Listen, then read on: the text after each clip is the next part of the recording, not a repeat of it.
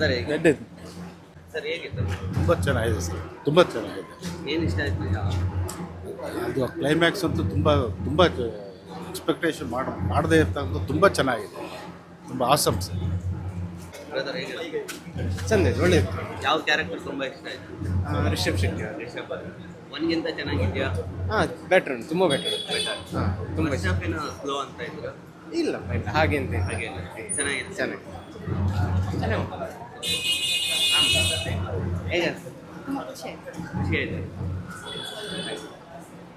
Next level ಯಾರ acting ತುಂಬ ಇಷ್ಟ ಆಗಿದೆ ರಿಷಬ್ ಶೆಟ್ಟಿ. ರಿಷಬ್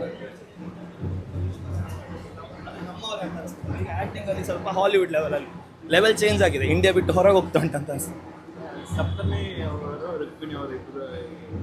ಅವ್ರ ಆ್ಯಕ್ಟಿಂಗ್ ಅಂತೂ ಮಸ್ತಾಗಿ ಮಾಡಿದ್ದಾರೆ. ಲೈಕ್ ನಮಗೆ ಗೊತ್ತೇ ಆಗೋದಿಲ್ಲ, ಅಂದರೆ ನೀವು ನೋಡಿದ್ರೆ ಗೊತ್ತಾಗ್ತದೆ ಏನಂತೇಳಿ. ಅದೊಂದು ಟ್ವಿಸ್ಟ್ ಸೂಪರ್ ಆಗಿತ್ತು.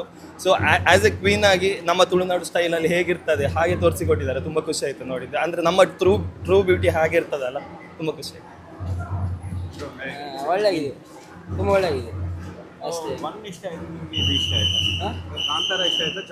ಅಂದರೆ ಎರಡು ಹೋಲ್ಸ್ಲಿಕ್ಕಾಗಿಲ್ಲ, ಸೇಮ್ ಉಂಟು, ಎರಡು ಒಳ್ಳೆ ಆಗಿದೆ.